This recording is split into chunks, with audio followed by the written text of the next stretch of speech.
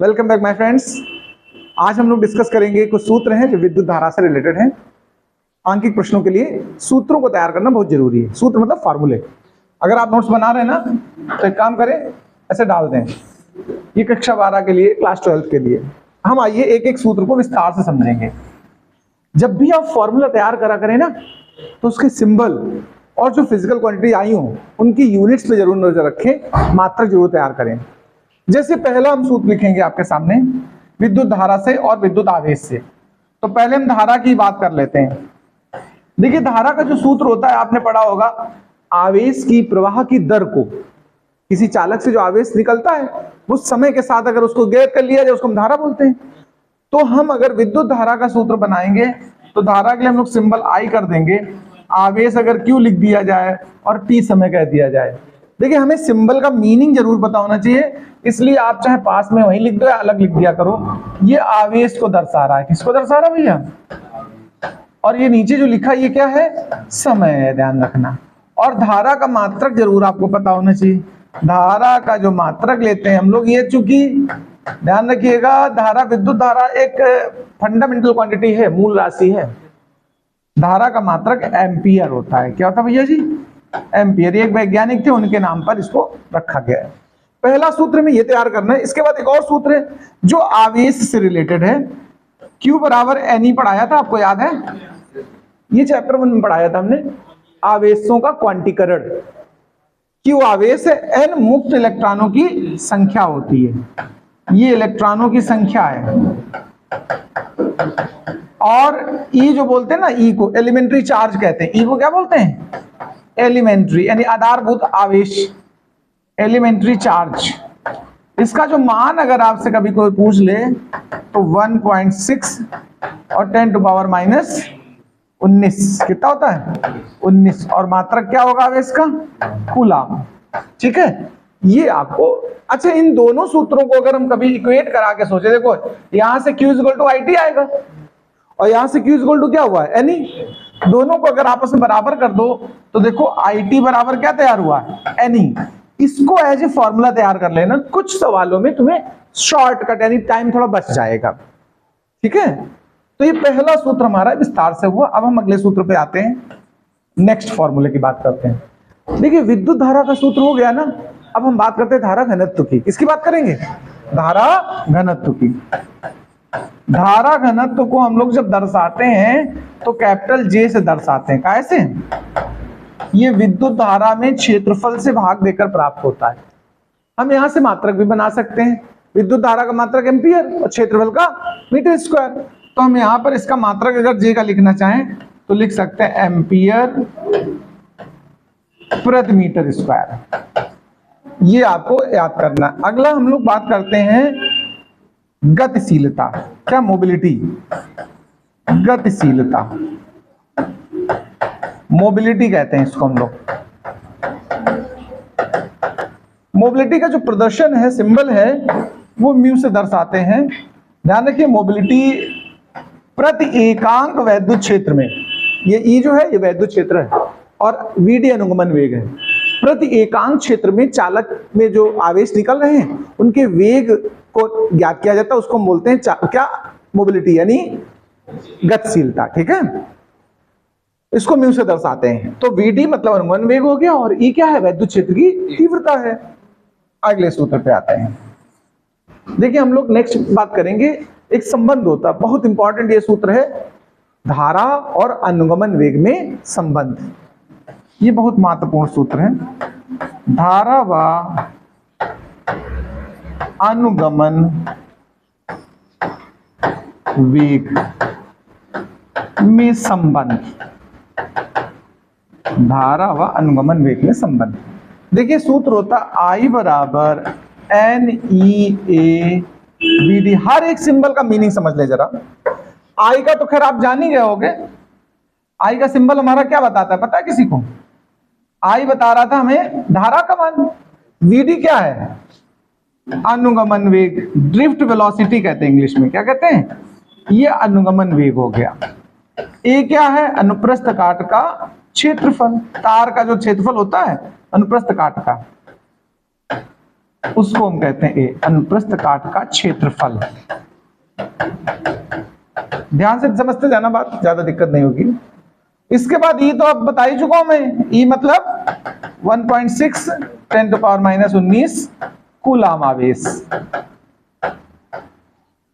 इस n का मतलब जरूर ध्यान से समझ लो, कुछ आंकिक प्रश्नों में कंफ्यूजन हो जाएगा तुम्हें। ये जो n है ध्यान रखिएगा, इसको इलेक्ट्रॉन डेंसिटी कहते हैं, इलेक्ट्रॉन घनत्व, यानी प्रति एकांक आयतन में मुक्त इलेक्ट्रॉनों की संख्या चाहिए, आयतन एकांक होना चाहिए। ध्यान रखिए, कभी कभी प्रश्न में ऐसी अपने आयतन के लिए हमें मैनेज करना पड़ेगा, अभी कुछ क्वेश्चंस कराएंगे जब तो आप समझेंगे। फिलहाल इस पे नजर रखिएगा कि जब हम इस टॉपिक का इस्तेमाल करेंगे इस फॉर्मूले का, तब n को हम कैसे यूज करेंगे। फिलहाल नाम लिख लेना, एकांक आयतन में, एकांक आयतन में, आयतन है भाई, आयतन में मुक्त इलेक्ट्रॉनों की संख्या, मुक्त इलेक्ट्रॉनों की संख्या। यहां बहुत ध्यान रखने वाली बात है कि मुक्त इलेक्ट्रॉनों की संख्या एकांक आयतन में चाहिए। खैर अगले सूत्र पे आते हैं हम लोग।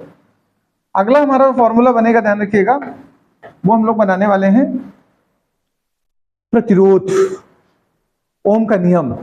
ठीक है, प्रतिरोध की बात करते हैं। देखिए वैद्युत प्रतिरोध,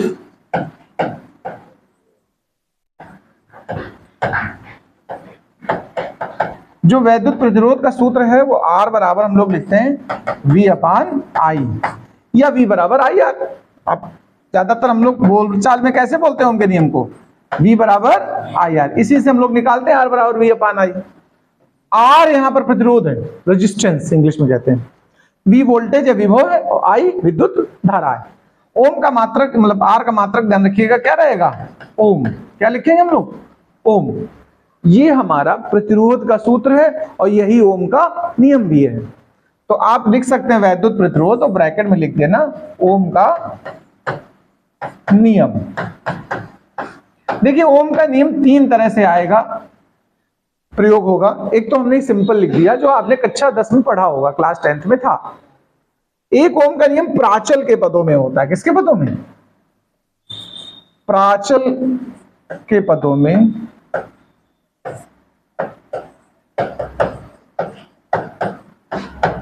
ओम का नियम प्राचल को हम लोग इंग्लिश में पैरामीटर्स कहते हैं। क्या कहते हैं, हाँ, ओम का नियम इन टर्म ऑफ पैरामीटर्स। जहां ओम का नियम प्रूफ कराया वहां पर ये आया था, आप याद कर लेना, उसको ढूंढ लेना। ml/ne²a τ। m क्या है, इलेक्ट्रॉन का द्रव्यमान है। l क्या है, लंबाई है तार की। n तो मुक्त इलेक्ट्रॉनों की संख्या, वो भी एकांक आयतन में। e का मान तो आप जानने लगे हो, a क्षेत्रफल अनुप्रस्थ काट। टाउ क्या है, श्रांति काल है। टाउ क्या है, श्रांति काल। ये ध्यान रखना, रिलैक्सेशन टाइम है। देखिए दो तो हो गए ओम के नियम, दो फार्मूले हो गए। एक अभी और आएगा, थोड़ी देर बाद आएगा, अभी आगे बढ़ेंगे। फिलहाल प्रतिरोध हम जान गए हैं, तो अब हम बात करते हैं अगले स्टेप पे। प्रतिरोध के बाद हम लोग जानना चाहते हैं चालकता। क्या जानना चाहते हैं, चालकता। चालकता ध्यान रखिएगा 1/, प्रतिरोध को कहते हैं। किसको कहते हैं, हाँ, 1/, प्रतिरोध क्या कहलाती है, चालकता। यानी चालकता जो है, ये R का जो सूत्र है, इसको पलट दोगे तो क्या बन जाएगी, चालकता बन जाएगी। इसके बाद अगले स्टेप पे आते हैं हम लोग, विशिष्ट प्रतिरोध। ये ध्यान रखना, क्या ध्यान रखना तुम्हें, विशिष्ट प्रतिरोध। अब ये देखिए क्या है विशिष्ट प्रतिरोध। इसी को हम दूसरा नाम कहते हैं प्रतिरोधकता। क्या कहते हैं भैया जी, प्रतिरोधकता। विशिष्ट प्रतिरोध का सिंबल ध्यान रखिएगा, रो बनाते हैं, और वो E और J का अनुपात होता है।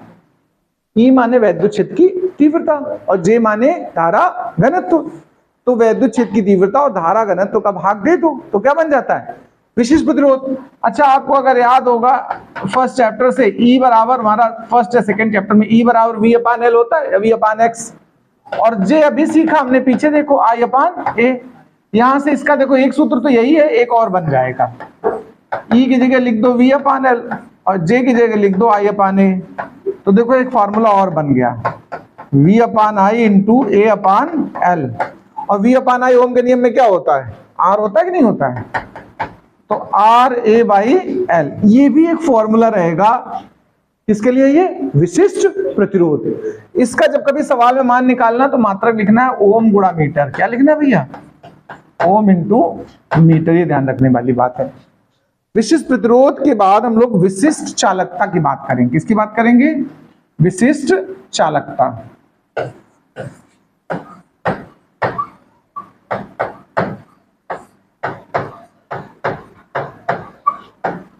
Specific conductance. तो देखो चालकता प्रतिरोध का व्युत्क्रम थी, तो विशिष्ट चालकता विशिष्ट प्रतिरोध का व्युत्क्रम हो जाएगा। विशिष्ट चालकता है, ध्यान रखिएगा, ठीक है।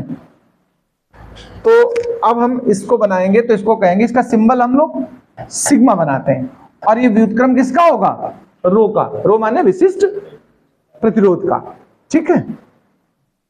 तो सिग्मा का एक फॉर्मूला तो ये आ गया, एक बन गया E/J।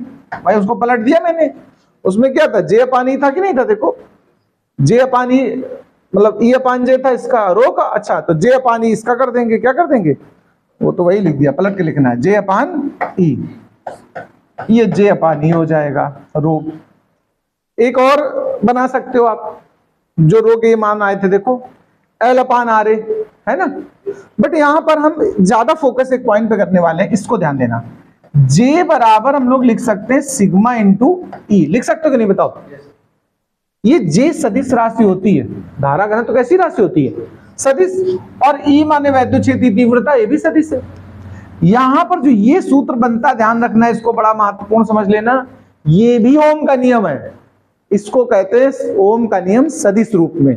एक नंबर में कभी कभी आ जाता है, यह ओम का नियम सदिश रूप में, यह ओम का नियम सदिश रूप में है।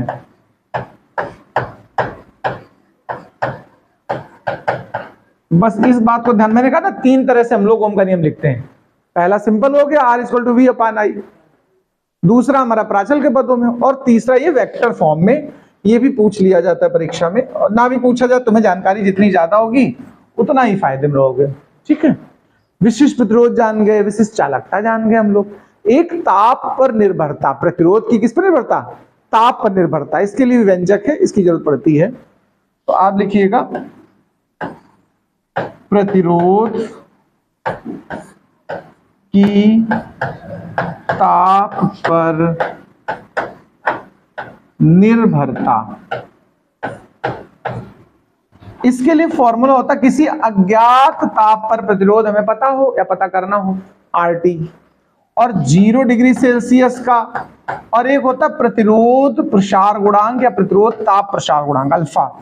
इनके बीच में आपस में संबंध है। इनमें क्या मतलब है, देखो पहले वाली बात का, फर्स्ट RT मतलब है अज्ञात ताप पर प्रतिरोध, अज्ञात ताप पर प्रतिरोध, ये RT है। R0 क्या है भाई, देखो 0 डिग्री सेल्सियस पे है ना, शून्य ताप पर प्रतिरोध। और एक पॉइंट ये अल्फा है, इसको बोलते हैं प्रतिरोध ताप प्रसार गुणांक, प्रसार गुणांक। इसका मात्रक पर डिग्री सेल्सियस होता, ध्यान रखना। अल्फा का मात्रक क्या होता है, पर डिग्री सेल्सियस या 1 डिग्री सेल्सियस, ठीक है। ये भी तुम्हें व्यंजक याद करना है। अगले फॉर्मूले पे आते हैं हम लोग। फॉर्मूले बहुत जरूरी होते हैं, आप समझना। कुछ 1 मार्क्स के जो क्वेश्चन होते हैं थ्योरी के भी, वो अगर आपको तैयार है तो फॉर्मूले की हेल्प से कभी कभी निकल आते हैं। कुछ क्वेश्चन ऐसे भी होते हैं, फॉर्मूले याद होने का बहुत फायदा होता है, ठीक है। अब हम बात करेंगे अगले स्टेप पे। हमारे पास जो अगला पॉइंट आएगा, हम लोग किरचॉफ का नियम वगैरह, हम जो कि पूरी यूनिट का एक साथ दिखा रहे हैं, विद्युत धारा के एक साथ दिखा रहे हैं। जैसे सेल है, विद्युत वाहक बल वगैरह का, ठीक है। तो देखिए सेल के आंतरिक प्रतिरोध का, अच्छा एक काम करो, पहले प्रतिरोधों का श्रेणी और समांतर संयोजन और लिख लिया जाए, वो वाला सूत्र रह जाता है। प्रतिरोधों का श्रेणी क्रम संयोजन, श्रेणी क्रम संयोजन। सीरीज में अगर जोड़ेंगे प्रतिरोध तो तो क्या होता है, आर इज इक्वल टू, क्या होता है भाई, R is equal to R1 plus R2 plus R। और अगर यही समांतर संयोजन हो जाए, समांतर क्रम संयोजन, तो हम लोग लगाते हैं formula 1/R1 plus 1/R2 plus 1/R3। ध्यान से सुनना जरा बात। अच्छा एक बात यहां पर गौर करने वाली है, हमने कभी ऐसा कोई आंकिक प्रश्न आ जाए मान लो जिसमें कहा जाए कि 10, 15, 20 कोई n संख्या है, एक जैसे प्रतिरोध है, उनको श्रेणी क्रम में जोड़ा गया है या समांतर क्रम में जोड़ा गया है, तो डायरेक्ट हम कैसे आंसर पे पहुंचेंगे। देखो अगर हम n प्रतिरोध ले लें, कितने ले लें, n प्रतिरोध पहले हम ले ले रहे हैं श्रेणी क्रम में। n प्रतिरोध किस क्रम में भाई जी, श्रेणी क्रम। तो देखो श्रेणी क्रम का तो सीधा सूत्र होता है, श्रेणी क्रम को हम लोग S सीरीज लिखते हैं ना, तो RS लिख दिया इसका रिजल्ट। तो सब जोड़ो तो टोटल कितने माने मैंने, n माने, तो n बार अगर R को जोड़ोगे तो आंसर क्या आएगा बताओ, NR नहीं आ जाएगा। तो अगर मान लीजिए उदाहरण के लिए 5 ओम का प्रतिरोध हो और 5 ओम के, मान लीजिए आपको सवाल कर दिया कि 7 प्रतिरोध दिए गए हैं, कितने, 5 ओम का, यानी बराबर बराबर सब 5 ओम के हैं, और कितने टोटल 7 है। तो बताओ उनको श्रेणी क्रम में जोड़ने से रिजल्ट कितना आएगा, गुणा कर लो सीधा, कितना आएगा 35। ऐसे ही अगर समांतर क्रम में लिया जाए, n एक जैसे प्रतिरोध समांतर क्रम में हो, n प्रतिरोध समांतर क्रम में, तो फिर 1/R का कॉन्सेप्ट लगाओगे। देखो 1/R plus 1/R plus 1/R कितनी बार जोड़ना है तुम्हें बताओ, n बार। तो n/R आएगा कि नहीं बताओ, तो 1/R हो जाएगा n/R। तो पलट दो भाई R, अच्छा इसको इक्विवेलेंट लिख दो, ये पैरेलल कर रहे हैं ना तो P लगा दो इसमें सफिक्स, तो RP का मान कितना आ जाएगा, R/N। कभी कभी हमें इनके अनुपात की जरूरत पड़ती है, श्रेणी क्रम में जोड़ा फिर समांतर क्रम में जोड़ा, उनका अनुपात क्या होगा अगर हम ये जानना चाहें।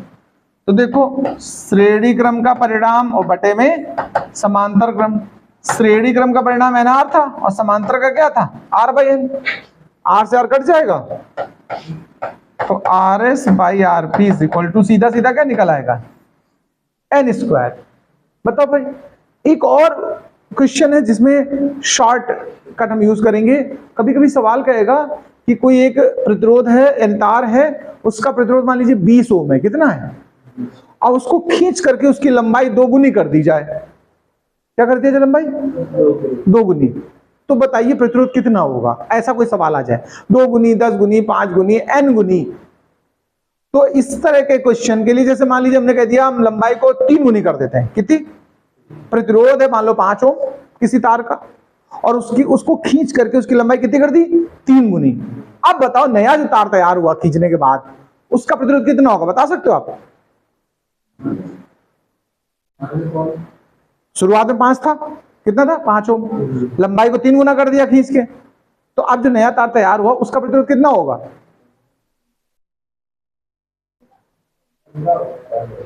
नहीं, यही तो मैं सिखाना चाहता हूं। देखो इसका तरीका समझ लो, नया मान अगर हमें पता करना हो और पुराना मान दिया हो प्रतिरोध का, देखो, और जितने गुना करना उसका वर्ग करके गुणा कर दो, बस सीधा सीधा सूत्र है।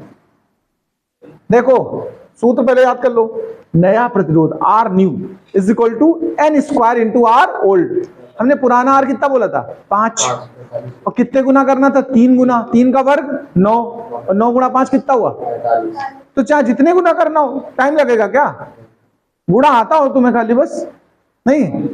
तो ये सूत्र कब इस्तेमाल होगा, जब कोई सवाल कहे कि प्रतिरोध को खींच करके तार को, जरूर नहीं लंबा करें, पतला छोटा भी कर सकते हो। मान लो लंबाई को, हम इसी का उल्टा क्वेश्चन करते हैं, लंबाई को आधा कर दिया जाए, तार मोटा हो जाएगा कि नहीं बताओ, मटेरियल कम ना करना है तुम्हें, तो आधा करने का मतलब क्या हुआ 1/2, अब प्रतिरोध कितना हो जाएगा, तो 1/2 का स्क्वायर करोगे तो 1/4 आएगा कि नहीं, और गुणा 5, तो अब नया प्रतिरोध कितना हो जाएगा 5/4। मतलब n गुने का मतलब वो लंबाई बढ़ भी सकता है, लंबाई में छोटा भी हो सकता है। छोटा होगा तो 1/, करते हैं उस चीज को। तो इस चीज को आप सूत्र की तरह ऐसे लिखेंगे, यदि किसी तार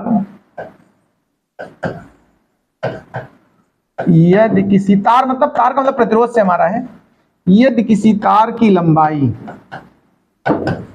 n गुनी कर दी जाए, n गुनी कर दी जाए, ये n गुनी करने का मतलब बढ़ा भी सकते हो घटा भी सकते हो, तो नया प्रतिरोध,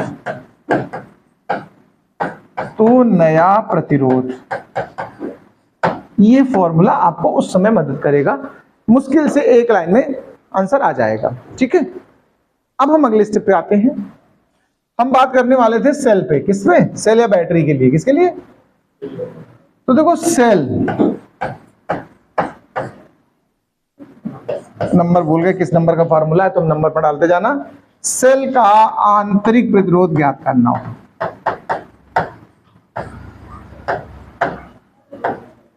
और वो किसी परिपथ में जुड़ा है, तो फॉर्मूला इस्तेमाल होगा R इज इक्वल टू, ध्यान रखिएगा ये E जो है यहां पर, जब सेल के मामले में हम E सिंबल बना रहे हैं कैपिटल, तो ध्यान रखिएगा विद्युत वाहक बल को दर्शाता है, किसको, यहां E का मतलब क्या है, कैपिटल E का मतलब EMF, इलेक्ट्रोमोटिव फोर्स, विद्युत वाहक बल।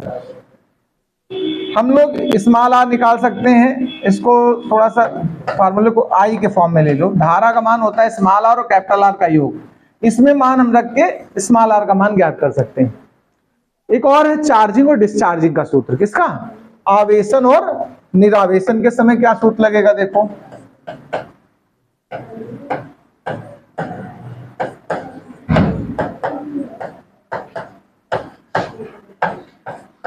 आवेशन के समय सूत्र, जब चार्ज हो रहा होता है कोई सेल या बैटरी, तो ध्यान रखिएगा बैटरी का वोल्टेज डाउन होता है, यानी ईएमएफ छोटा रहता है, और बाहर का वोल्टेज ज्यादा। भाई हमारी लाइट जब चली जाती है, ध्यान रखना, तब बैटरी डिस्चार्ज होती है, यानी बैटरी का वोल्टेज ज्यादा होता है, बाहर सर्किट का 0 हो चुका होता है, तो पलट के आने लगती है धारा। लेकिन जब लाइट आ जाती है तो बैटरी चार्ज होने लगती है, बाहर 220 वोल्टेज सप्लाई का रहता है, बैटरी का 24 वोल्ट, यानी बैटरी का ईएमएफ छोटा। तो जब हम चार्जिंग की बात करें, आवेशन की बात करें, तो हम समझेंगे V का मान ज्यादा और E का मान कम, ध्यान रखिएगा। तो ऐसी सिचुएशन में अगर E बराबर बनाएंगे तो V माइनस IR होगा, क्या होगा, E मतलब विद्युत वाहक बल, V मतलब टर्मिनल विभवांतर। V को क्या कहते हैं, E को क्या, इसको क्या बोलते हो, टर्मिनल विभवांतर, टर्मिनल विभवांतर, और E को बोलते हैं EMF, इलेक्ट्रोमोटिव फोर्स या विद्युत वाहक बल, और R क्या है यहां पर, आंतरिक प्रतिरोध। अच्छा, इसका उल्टा अगर हम बात करें आपसे, ये तो हो गया चार्जिंग। अगर निरावेशन हो रहा हो, बैटरी से धारा बाहर आ रही हो निरावेशन के समय, जब निरावेशन होता है, ध्यान रखिएगा, तो E is equal to V plus IR हो जाता है। ठीक है, अगले फॉर्मूले पे आते हैं हम लोग, मेरे पास बहुत फॉर्मूले हैं, बातें करते रहेंगे धीरे धीरे। एक होता है आंतरिक प्रतिरोध ज्ञात करना किसी सेल का, जब हमें विद्युत वाहक बल पता हो, हमें टर्मिनल विभवांतर पता हो, ठीक है, धारा पता हो। देखिए हम इसके लिए एक सूत्र लगाएंगे, तो हम कहेंगे सेल का आंतरिक प्रतिरोध, सेल का आंतरिक प्रतिरोध R is equal to capital R bracket E by V minus 1। ये ध्यान रखिए, स्मॉल r हो गया सेल का आंतरिक प्रतिरोध, कैपिटल R हो गया बाह्य प्रतिरोध, बाहर जो सर्किट का प्रतिरोध है, E EMF है यहाँ पर, और कैपिटल V टर्मिनल विभवांतर है। अगले स्टेप पे हम बात करते हैं, किरचॉफ के दो सूत्र हैं, कितने, तो किरचॉफ का प्रथम नियम, किरचॉफ का प्रथम नियम,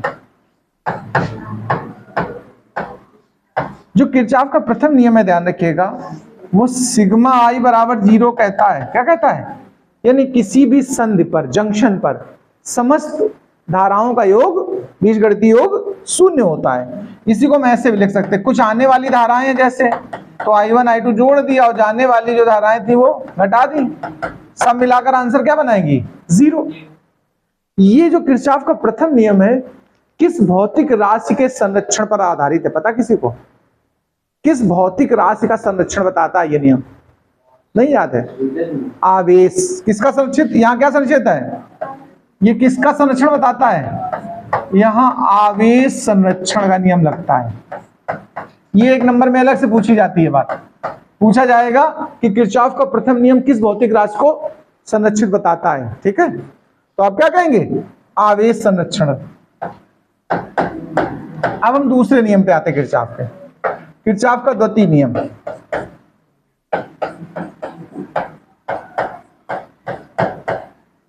किरचॉफ का दूसरा नियम।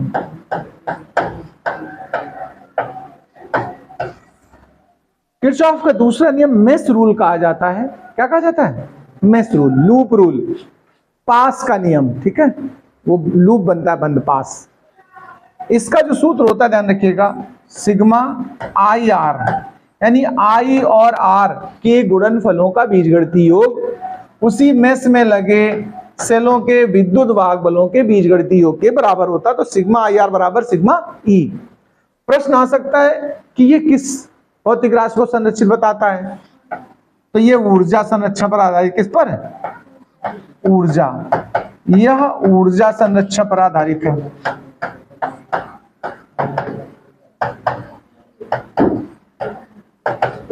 एक और टॉपिक है, देखिए हमें याद होगा, आप लोग को याद आया होगा शायद, उसको हम बोलते हैं wheat stone bridge, wheat stone का सेतु। व्हीट स्टोन सेतु की सहायता से हम लोग किसी भी अज्ञात तार का प्रतिरोध ज्ञात करते हैं। इतने नोट कर लो। व्हीट स्टोन में देखिए 4 प्रतिरोध होते हैं, P और Q, R और S। इनमें से कोई एक अज्ञात मान लिया जाता है। व्हीट स्टोन संतुलित ही आपको ज्यादातर पढ़ना है। ठीक है, इसका असंतुलन भी है बट वो आगे पढ़ेंगे, अभी नहीं। एक अगले पॉइंट पे आते हैं, जैसे एक होता है मीटर ब्रिज। क्या होता है? मीटर सेतु। इसमें भी हम लोग अज्ञात तार एक दिया जाता है, उसका प्रतिरोध निकालते हैं। हम उसका सिंबल लिखते हैं S। S बराबर R 100 माइनस L अपान L। L का मतलब होता है शून्य विक्षेप की स्थिति में लंबाई, जहां शून्य विक्षेप मिलता है। और पूरा मीटर सेतु में कितना लंबा तार होता है? 1 मीटर का। और 1 मीटर को सेंटीमीटर में क्या लिखते हो? 100। तो ये जो 100 लिखा वो 1 मीटर लंबाई के लिए इस्तेमाल किया गया है। एक और बात समझ लो, विभव प्रवणता। क्या समझना है? Potential gradient. विभव प्रवणता को हम लोग K से दर्शाते हैं। किससे? ये V/L या V/X होता है, ये ध्यान रखने वाली बात है। एक और जान लेना, विभव मापी। क्या जानना है तुम्हें? विभव मापी में हमने कुछ कराया टॉपिक। विभव मापी के कुछ अनुप्रयोग है, जैसे किसी प्राथमिक सेल का याद करो विद्युत वाहक वो आंतरिक प्रतिरोध निकालना, या 2 प्राथमिक सेलों की उसका EMF का तुलना करना। ठीक है, तो विभव मापी में देखिए 2 फॉर्मूले तैयार करने हैं तुम्हें, ये ध्यान रखना। एक तो हमें तैयार करना है पहला कि किसी भी प्राथमिक सेल, प्राइमरी सेल। एक बात जान लो, प्राथमिक द्वितीयक सेल क्या होते हैं अगर नहीं जानते हो by the way. Primary cell या प्राथमिक सेल उनको कहते हैं जिनको एक बार यूज कर ले फिर बेकार हो जाए, फेंक दो। टॉर्च वगैरह नहीं यूज करते हम लोग, ये घड़ी में डालते हो।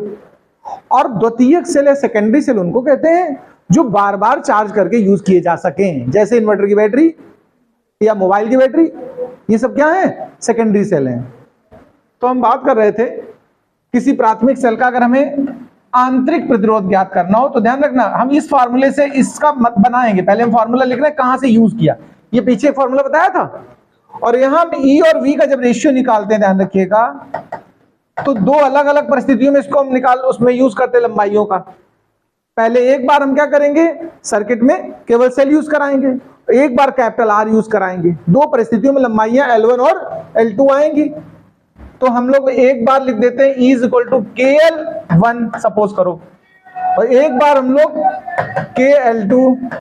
तो ये हमें यहाँ रेशियो यूज करना है R, तो L1 बाई L2 माइनस 1। इसी तरह हमें सेलों के विद्युत वाहक बलों की तुलना भी करनी होती है। उसका जब हम फॉर्मूला यूज करेंगे सेलों के विद्युत वाहक बलों की तुलना, तो यूज होता है E1 बाई E2, वो निकलता है L1 बाई L2। यानी एक बार पहला सेल यूज करेंगे तो शून्य विक्षेप की स्थिति L1 लंबाई पे आएगी, फिर दूसरा सेल इस्तेमाल करोगे पहला हटा करके तो उससे L2 आएगी। वो दोनों रेशियो हम लोग कर लेते हैं, तो इससे निकल आता हमारा क्या, इन सेलों का अनुपात। ये कुछ महत्वपूर्ण सूत्र आपके सामने मैंने रखे हैं, इनको तैयार करिए और फिर चलिए बात करते हैं नए चैप्टर के यानी इसी चैप्टर के न्यूमेरिकल्स की। फिलहाल नोट करके याद करो। नमस्कार।